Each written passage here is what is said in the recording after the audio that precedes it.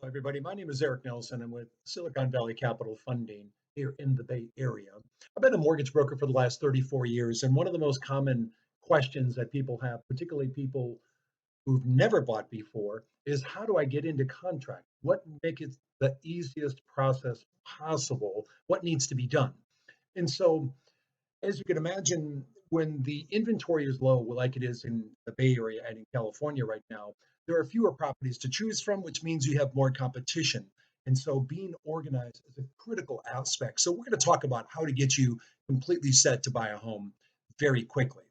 So the first, and not shocking, is get yourself pre-approved. Meet with a mortgage broker or a bank, have them pull your credit, make sure they've looked at your assets, make sure they've looked at your income.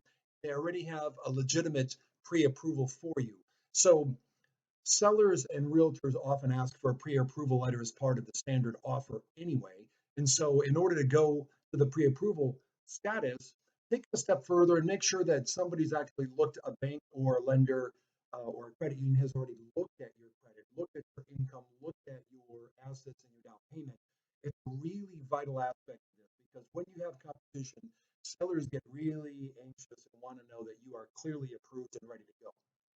The next is discuss your goals and specifics with a realtor. Make sure they know we are only going to go to this price, whatever that price number may be. Make sure they know that you can close in 30 days if that's after. You may even be able to close sooner if that's relevant. In the Bay Area, that's a very common move. People try to close in 25 days instead of the standard 30. Any little extra competitive advantage might work to your favor.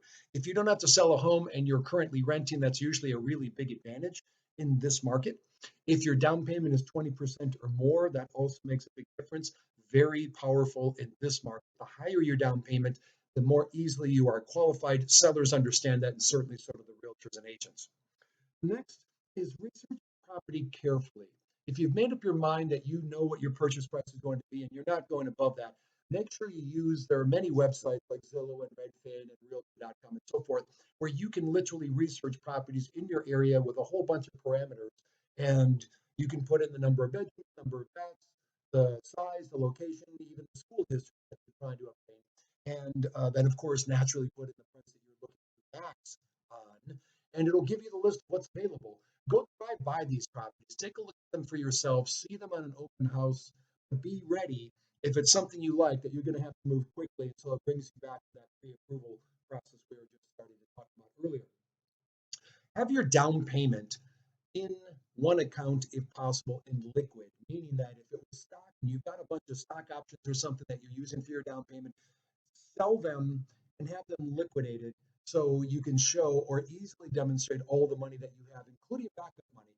This helps a seller and a realtor know that you are really well qualified. That's part of the process. If there's questions about your down payment or your down payment's going to be 10% or less, this is a real issue. So showing people that you have the money and can do it is another step that will really make a difference to the seller and to the agent accepting your offer. The last thing is a really creative thing, which is write a background letter about you and your family. If you're married and you have kids, include a family picture. You know, we're the Johnsons and we're going to buy your home and we intend to live there for a long time and raise our family here. There's a human connection that's a really big deal to sellers. And they love it when they know that their home, maybe they've been living in this home for the last 20 or 30 years, and they know the home is going to go to another family that may raise their family there, or you intend to stay in this home for a long time. You personalize the letter as much as you can. Really excited about this property, love it, and include that picture. And you know, if it's you and your partner, and that's all, and you don't have kids, right? Do that as well. Include the dog if you have a dog. There are little things that humanize the process, and they make a big difference to a seller. And so when we look at this, all of those steps are ways that can make it easier for you to be accepted, and I really find it valuable for you to talk with a realtor and be very clear about what you're trying to do. We can't go beyond this price. We want to stay in this neighborhood. We want this many bedrooms and so forth. The realtor is going to tell you straight that doesn't exist. What you're asking for, something's got to give, and then you may have to revisit your parameters. But at this point, what I'd like to do is invite you to give us a call. My direct line is 408-268-2442. My email is eric@svcfunding.com. That's Silicon Valley Capital Funding and Silicon Capital funding are all abbreviated, of course, so svcfunding.com.